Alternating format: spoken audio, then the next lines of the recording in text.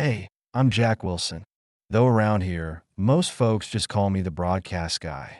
I work as a broadcast engineer over at WCBS, a CBS affiliate in Atlanta, Georgia. I've got a pretty solid background, having earned my graduate degree from MIT in electrical engineering and computer science, along with another one in broadcast technologies. With 22 years of experience under my belt, I've handled some tough roles. For the last 5 years, Atlanta has been my home base for work. Before I landed here, I hopped around different TV stations up and down the East Coast, picking up experience as I went. I'm 46 now, standing at 6 feet 3 inches and weighing around 190 pounds. Folks say I'm good looking, but let's not kid ourselves. I'm not exactly TV material. I've been married to Amanda for 22 years, or at least that's what I thought. We've got 2 daughters, Rachel, who's married, and Katie, who's about to finish college. Amanda stands about 5 feet 5 inches, weighs around 135 pounds, and has long blonde hair. She's always played the role of the sweet, devoted wife. Or at least that's what I believed. Lately, she's been working as a secretary for our pastor, David Thompson, a job she's held for about a year and a half now. Last Friday, I figured I'd surprise Amanda by taking her out for lunch. It was raining that day, so I parked by the side entrance of the church office. When I got there, her office was empty, but I went inside anyway, figuring she'd be back soon enough. As I waited, I heard her voice coming from Pastor Thompson's office. She was all excited, talking about Monday night and how convenient it was that I worked the Monday night football games. Then, she brought up something about a hotel reservation. David reassured her everything was set, saying, "I've got the Whirlpool suite booked again. Come over here and let me show you." That's when I heard the unmistakable sound of clothes rustling and Amanda's soft moans. My stomach dropped, and a wave of nausea and anger hit me like a freight train. I knew I had to get out of there before I did something I couldn't take back. I couldn't stand to listen anymore. Part of me wanted to barge in and confront them both right there. But I stopped myself, knowing if I did, I'd probably lose it and things might get physical. I didn't want to deal with the fallout of that. So I forced myself to leave. It was one of the hardest things I've ever had to do. Every part of me was ready to explode, but I managed to walk away. I'm pretty sure they didn't notice me. They didn't have a clue I was even there. The church has security cameras at the main entrances, but I used the side door and kept off their radar. I was so shaken up I knew there was no way I could focus on work for the rest of the day. I called in sick and headed home to try to process what had just happened. Amanda wouldn't be home until after 4 p.m., so I had plenty of time to wrap my head around it. One thing was painful. Why clear, Amanda was cheating on me with Pastor Thompson. There was no way I could keep looking at him as my pastor after this. I needed to figure out just how deep this went, how long it had been going on, and what led up to it. Some people might choose to stay in the dark, but not me. I needed to know every detail. I had to make sense of how something like this could happen in what I thought was a rock-solid marriage. Clearly, Amanda didn't see it that way. She wasn't the sweet, loyal person I thought she was, and I was determined to get to the bottom of it. There was no way I was going to let this slide. I was ready to dig deep and make sure they both faced the consequences. When I got home, I made myself a pot of coffee and sat out on the patio, hoping the fresh air might help clear my mind. I had to sort through everything that had just happened. I won't lie, I ended up shedding a few tears that afternoon. I know Amanda isn't my property, and I don't own her body. But the thought of her being with another man, especially after she promised herself to me on our wedding day, cut me to the core. Some people might not put much stock in those vows, but I did, and I thought she did too. Moments like this really make you question everything: your values, your beliefs, and whether you were just naive for trusting in love and loyalty. What hurt the most wasn't just the physical betrayal. It was the destruction of trust. It felt like finding out that the one person who was supposed to stand by your side was the one stabbing you in the back. You thought you were safe with them, but now you feel exposed, vulnerable, and afraid. And despite my size, I felt small in that moment. Scared even. A cheating spouse has a way of getting into your head and messing with everything you thought you knew. As I sat there trying to keep my emotions in check, I started piecing things together.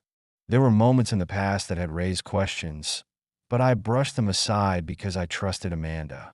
Little things that I didn't think twice about before now felt like a heavy weight in my chest. How could I have missed it all? It came down to trust, trust that was now completely shattered. I needed real answers. I had to know why this had happened, how long it had been going on, where they met up, and if anyone else was involved.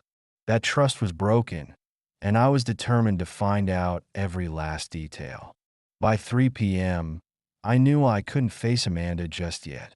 I didn't trust myself to keep my emotions in check. So I decided it was best to leave the house before she got back. I drove into town, swung by the station to grab a few things for the next few days, and asked my boss for some time off, telling him I had personal issues to deal with. He agreed, so I headed over to my buddy Mike's place to hang out for a bit. Around 5 p.m., I gave Amanda a call to let her know I wouldn't be home for dinner. She sounded irritated at me, implying that she was feeling particularly affectionate tonight and that I was missing out on something special. But my plans were already set, so I told her to hold on to that mood, and I'd make it worth her while when I got back. She snapped, "Don't count on it, buddy. If you think you can treat me like this, you won't be getting anything for a long time." Inwardly, I couldn't help but think that was just fine with me. I stumbled home around 10:30 p.m., a little tipsy, but still sober enough to notice the bedroom door was shut and locked. I smirked and knocked, half hoping she'd still be awake, though I doubted it. I called out, "All right, if this is the game you want to play, don't expect any affection from me either. Deal with it." With that, I headed to the spare bedroom for the night. The next morning, I got up and found her sitting at the kitchen table, sipping her coffee. Her mood seemed to sour even more when I walked in. If I hadn't already known about her affair, the tension in the air would have been a clear sign that something was off. I forced a smile and said, "No need to make breakfast, darling. I'll grab something on my way to the golf course." With that, I made my way to the garage, loaded my golf clubs into the trunk, and drove off. It didn't take long before my phone started ringing, and sure enough, it was Amanda calling. I let it go to voicemail. A few minutes later, I saw the notification pop up. When I listened to it, her voice was filled with anger, demanding to know how I could do this to her and ordering me to come back home immediately. The truth was, I wasn't planning on playing any golf that morning. That was just a cover story. I needed time to take care of what really needed to be done. My true destination was the church. Well, my former church now. The last thing I wanted was to sit through another one of Pastor Thompson's sermons after everything I'd learned. It was still early when I pulled up to the church, and just as I expected, the place was deserted. Using the spare key Amanda had for work, I let myself inside. My plan was simple: plant some discreet micro cameras and mini microphones in both her office and David's. Setting everything up didn't take too long. I hid the transmitter behind some dusty hymnals in the supply closet across the hall. The receiver was already stashed in my trunk, hooked up to my car's electrical system, so I could monitor their conversations anytime they were in their offices.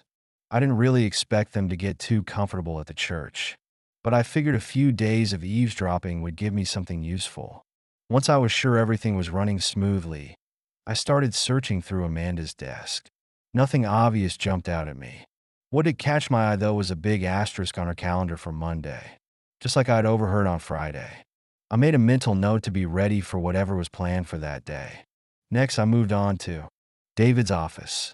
At first, I didn't find anything incriminating, and just as I was about to call it quits, an idea came to me. It felt almost ironic given where I was, but I decided to check the filing cabinets for any church expense receipts. Sure enough, I found a file with several receipts from a hotel in Roswell. Some dated back as far as late 2022, and a few were from the spring of 2023. I knew I was pressing my luck by staying any longer, So I quickly made copies of the receipts and put everything back where I found it. My next stop was the golf course. I parked in my usual spot and headed to the clubhouse bar, making sure a few people noticed me. I grabbed a table in the back, ordered a Sprite, and spent the next couple of hours going over the receipts. The two from late 2022 were both for Mondays, and the ones from the spring of 2023 matched up with dates when I was out of town at conferences in New York for CBS. What infuriated me most was the fact that David had the nerve to charge those hotel rooms to the church, passing them off as conference room rentals. He was using church funds to pay for his affair with my wife, and I had unknowingly footed the bill while donating to the church.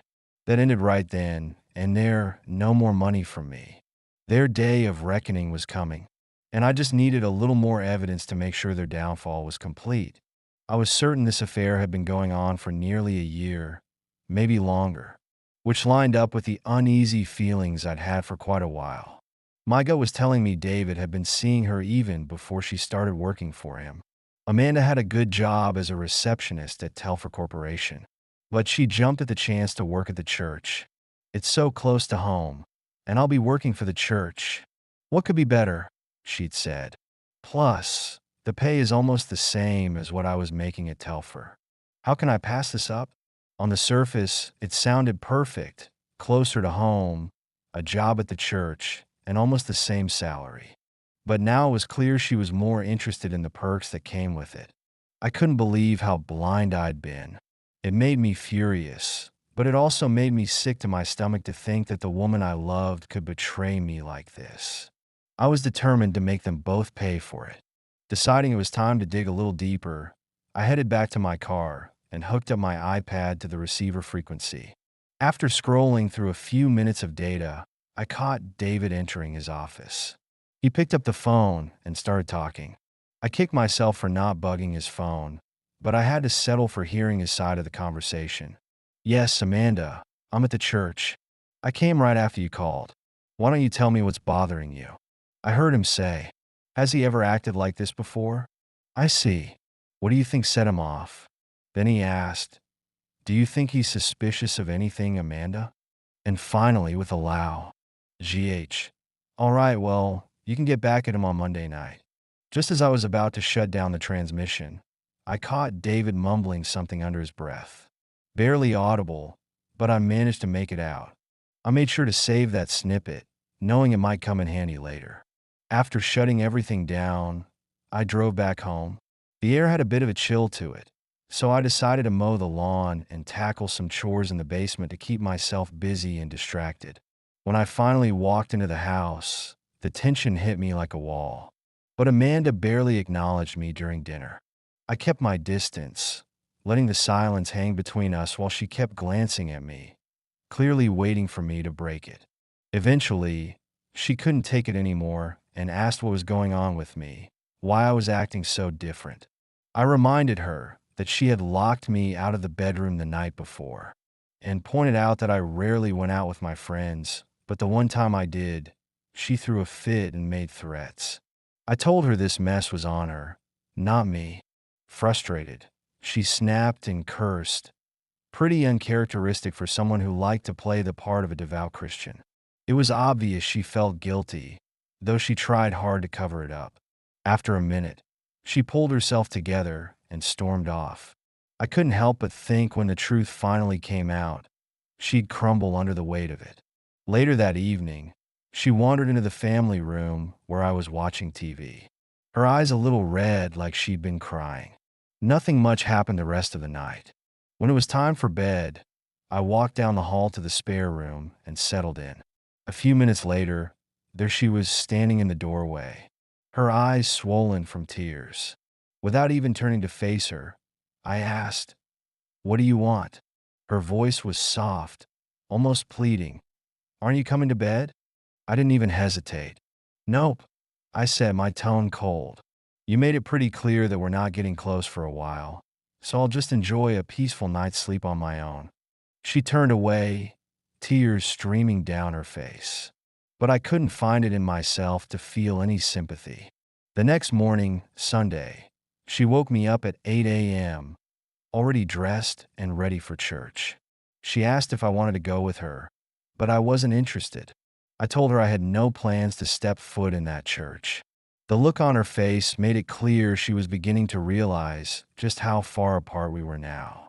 Later that day, she left for church without saying a word, and the rest of the day passed in near silence, with both of us retreating to different parts of the house like strangers under the same roof. When Monday rolled around, I was out of the house before she even woke up. She called me later in the morning, her voice thick with emotion, apologizing and telling me how much she loved me. I told her we'd talk later that night, but I wasn't in the mood for more of her empty apology. After hanging up, I called my boss to let him know I'd be taking the day off, but promised him I'd still cover the Monday night football game. He didn't press for details, just told me to take care of what I needed. Instead of heading to the station, I drove over to the hotel in Roswell. I walked into the lobby, doing my best to blend in as just another maintenance guy on the job. The front desk clerk, a young kid more interested in whatever was on his phone than his actual work, barely even looked up when I walked over, clipboard in hand. I put on a confident act. Got a service call for the Whirlpool suite, I said, tapping the fake work order. Something about a noisy AC unit. You know how it is when it gets this hot. The clerk squinted at the clipboard for a second, clearly a little confused but not suspicious. "Which room?" he finally asked. I gave him the suite number, and for a second I thought he might question it. But he just shrugged, handed me the key card, and muttered, "Make it quick." I made my way to the room, dropping my tool bag down as if I was actually there to fix something. But instead of reaching for any maintenance gear, I pulled out the real equipment, tiny high-tech cameras and microphones. I wasn't there to take care of a noisy AC. I was there to catch Amanda in the act. I carefully hid the devices so well that even a thorough inspection wouldn't reveal them. Within minutes, I was back out of the room, giving a quick nod to the clerk on my way out. All set, no more AC issues, I told him, but he barely looked up from his phone. I walked out of there feeling like I just pulled off a perfect spy mission. The kid had no idea what was really going down. With a few hours to burn, I figured it was time to take care of some other important business. I headed over to the bank and withdrew half of the money from our checking and savings accounts, converting the cash into cashier's checks. Then I canceled our joint credit cards. My next move was to call my broker and set up a meeting to adjust our investment accounts. After that, I got in touch with my attorney to discuss the divorce and other legal steps, scheduling an appointment for later that afternoon. I drove to Planter National Bank over in Marietta and opened new accounts in just my name, depositing the cashier's checks there. I grabbed a quick lunch in Marietta, but my appetite had all but disappeared. After lunch, I met up with my broker, who helped me restructure our investments to make sure everything was split down the middle without causing any tax headaches. I left with all the paperwork I needed. Then it was off to meet my attorney. We went over the divorce papers, and I suggested we go for a no-fault divorce with an equal division of assets if Amanda agreed to sign right away. But I made sure to include a clause that would let us file on grounds of adultery if she refused. I was betting she'd take the deal too. Avoid a public scandal. By the time I walked out of my attorney's office, everything was lined up. All that was left was to grab dinner and head to the station for the Monday night football broadcast. As I drove, I checked my phone and saw several messages from Amanda. She was frantic, begging me to come home before the game, telling me she still loved me and that seeing me this way was breaking her heart. I couldn't help but wonder how I had been so blind, so naive to trust her all these years. But despite her words, I knew exactly what she was planning. Her actions tonight would tell me everything I needed to know about where our marriage stood. At 8 p.m., I switched the broadcast system to fully automated mode as the Monday night football game got underway. I set up the system to monitor the feed from the motel room. By 8:15 p.m., David had already arrived and was on the phone. "Hey baby, I'm here. Come over as soon as you can," he said. On the other end, I heard Amanda's voice reply, "Okay, honey, I'll be there in a few minutes." After he hung up, I caught him mumbling something under his breath, but I'd have to replay it later to catch every word. My marriage was unraveling right before my eyes. And while I doubted Amanda would be the one to end it, the pain of her betrayal was unbearable. But with each new revelation, my determination to make them pay only grew stronger. I spent the next half hour making a few calculated phone calls. By the time I was done, Amanda had arrived at the motel. I tuned back into the video and audio feed just in time to hear her say, "Oh God, David, being with you excites me so much. I treasure these nights together." David invited her closer, whispering, "Tonight, darling, I'll fulfill all your desires." She responded eagerly, "I love it when you talk like that, David." Her words hit me like a sucker punch. The woman I had loved for over 2 decades had been reduced to this, a twisted version of what we once had. Seeing them together, knowing she was willingly part of this sick affair, was almost too much to take. As she lay down on the bed, I could hardly bear to watch what happened next. The woman I once cherished had become a stranger wrapped up in a web of lies and betrayal. When David finally finished, it hit me with brutal clarity. Our future was utterly destroyed. But even in the midst of that gut-wrenching pain, my anger kept me laser-focused. I had a mission now, and there was no way I was going to stop until they both faced the consequences of what they'd done. After 45 minutes of watching their disgusting little performance, I'd had enough. It was halftime in the game, and that meant it was time for the halftime show. I switched the broadcast system to live assist mode and hit play on the recording of David and Amanda, letting it air for everyone to hear. Within minutes, the phone lines lit up like a Christmas tree, ringing nonstop. I ignored every sing, call, and pulled out my cell phone. I dialed Amanda's number, and the ringing echoed through the monitors I had set up. She glanced at her phone and sneered, "It's Jack. I'm not answering this time. Let's see how he likes it."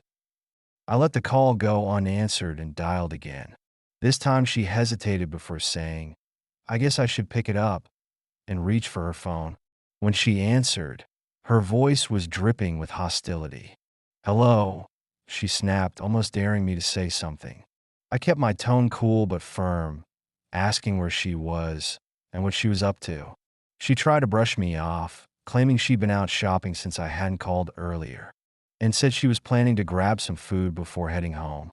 In the most sarcastic voice I could manage, I asked if she was still out shopping, and she confirmed, adding that she was going to spend a lot of money.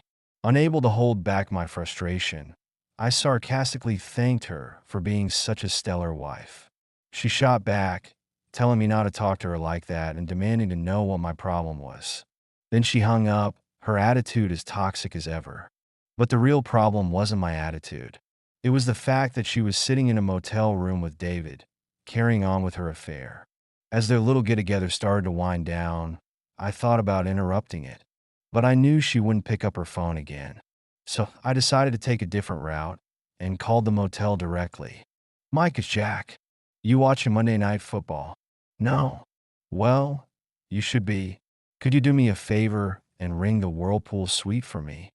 After just 2 rings, David picked up. "Hey, David, can I speak to Amanda?" I said, acting casual. Amanda got on the line, her voice laced with annoyance as she asked why I was calling. "Well, Amanda," I started, "here's the thing. I know you've been cheating on me, and I'm fully aware of where you are and what you're doing right now. I'm filing for divorce, and pretty soon you won't have a place to call home. David might want to think about what this means for him, too." She sounded completely bewildered, asking, "What are you talking about, Jack? I don't understand why you're acting like this. What's going on with you?" I kept it short and to the point. "Amanda, the jig's up. I suggest you turn on Monday Night Football and enjoy the halftime show. Goodbye." I watched through the live monitor as she scrambled for the remote, switching over to the game. Her face turned sheet white the moment she realized what was happening. "Oh my God, no," she gasped. watching herself and David being broadcast for all of Atlanta to see. Thanks to the time delay, she was only just realizing that most of the city had already seen it. She kept muttering, "Oh no," as she frantically got dressed and tried to flee the room. David wasn't doing much better, cursing under his breath as he rushed to leave. "I'm going to kill that son of a. I'll kill him," he muttered. Not realizing his threats were being recorded too. Once they bolted out of the room, I shut off the monitors and let the video stream run for another minute before switching off the live assist mode, returning the system to full automation. I gathered the tape, left the broadcast booth, and had a feeling it might be my last time there. I grabbed a few personal items from my desk and walked out. That night, I crashed at Mike's place. And sure enough, my little halftime show was all anyone at the bar could talk about. After the game, I grabbed a cab home. When I walked in, I found Amanda sitting alone in the dimly lit living room. The phone had been disconnected, and it was clear she had been crying for hours. But her tears didn't touch me. As far as I was concerned, it was over. Through her sobs, she asked, "How could you do this to me, Jack? After everything we've been through together?" Together, I answered with cold finality. "No, Amanda. The real question is, how could you do this to me? I'm drunk, and I'm going to bed. We'll talk in the morning." She didn't move as I walked past her and headed straight for the spare bedroom. The next day, people I had reached out to were calling, each one knowing exactly what had gone down. Some were upset about how graphic the broadcast had been, while others, like Amanda's parents, were horrified that I'd exposed her like that so publicly. Most folks, though, seemed to understand my side, even if they didn't entirely agree with how I went about it. Amanda stayed on the couch, crying through the morning. I picked up the phone again and set it back on the hook, then went to make coffee. When I came back, I handed her a cup along with the divorce papers and the investment documents she needed to sign. "Listen, Amanda," I began, keeping my voice firm. "I'm filing for divorce. After everything I found out, after what I saw last night, it's clear you've been cheating on me for at least a year, maybe longer. There's no way I can stay in this marriage." I laid the papers in front of her. "These are the divorce papers. I'm asking for a no-fault divorce with an equal split of our assets. If you sign these now, we can avoid a drawn-out battle." But I pressed on. "I'm not negotiating. This is as fair as it's going to get. You have until 5 p.m. to talk to a lawyer and confirm this deal is fair. After that, the offer is off the table, and I'll file for divorce based on adultery. If that happens, I'll go after everything: property, assets, and income. This is your best option, Amanda. So think carefully. Fighting this in court would be a terrible idea, especially now that everyone in Atlanta knows the truth. Isn't this what you wanted? Just like I heard you tell David. Now the whole world knows." Her voice shook as she begged, "Jack, I love you. I want to save our marriage. Can't we just try to work this out?"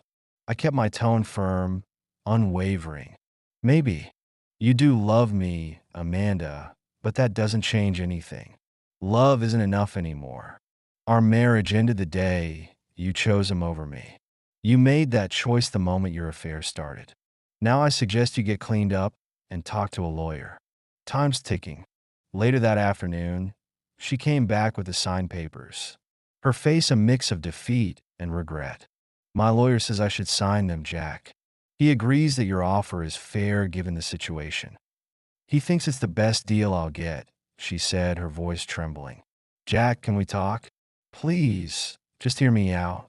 Maybe we can find a way to forgive each other and save this marriage."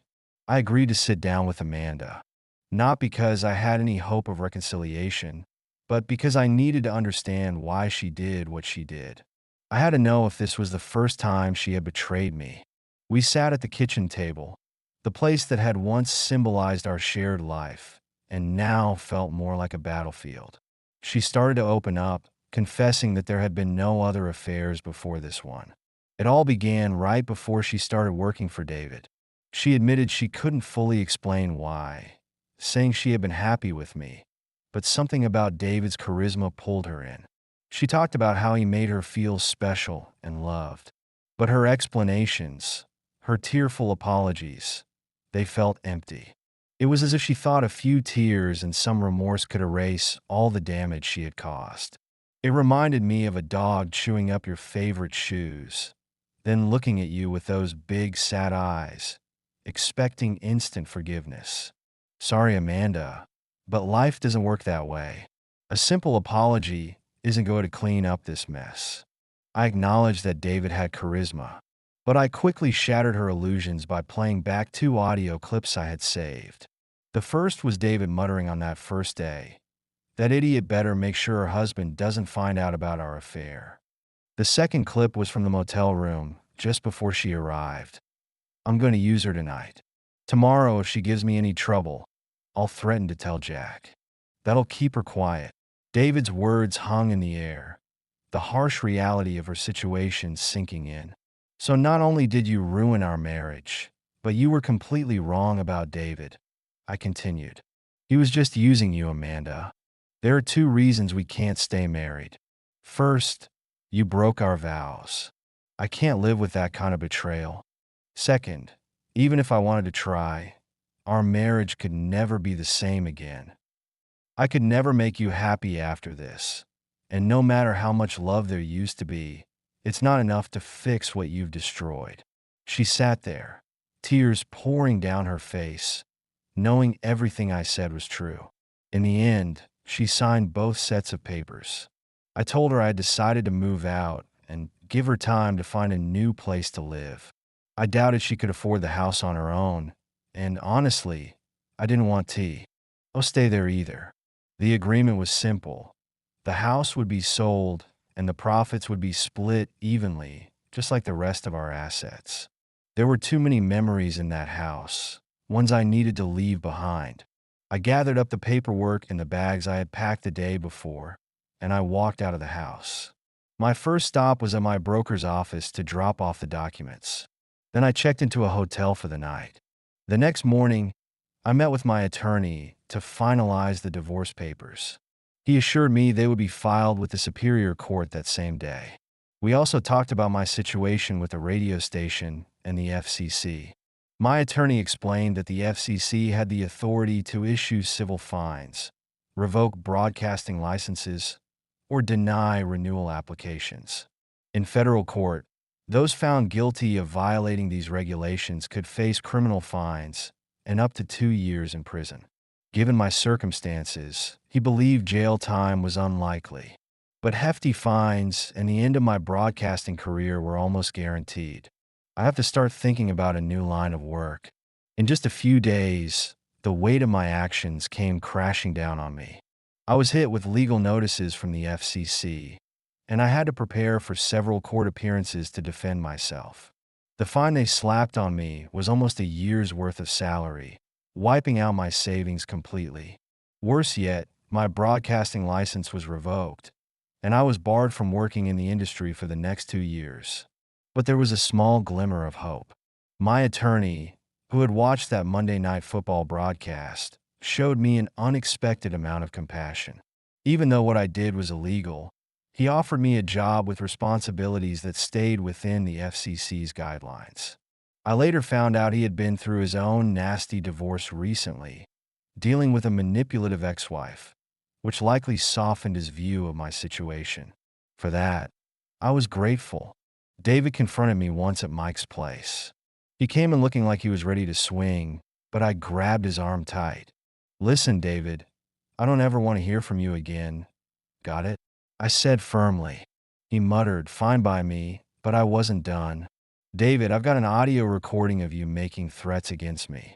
If I hand it over to the police, I could easily get a restraining order, maybe even press assault charges with the evidence I have. You could wind up in jail. Is that what you want?" He shook his head, defeated. "Good. Then this is the last time we'll ever speak." David isn't a pastor anymore. He lost his position at the church. His denomination revoked his license, and his ordination was stripped away. Last I heard, he was working at a local travel agency. His wife divorced him on grounds of adultery and walked away with a hefty settlement. As for me, I'm moving on with my life. It's not perfect, but I'm finding my way to happiness. I've dated a few women over the last several months, but nothing serious yet.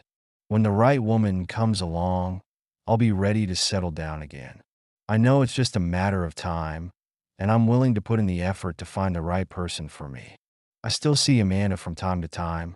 We were both at Katie's college graduation and Rachel's baby's baptism.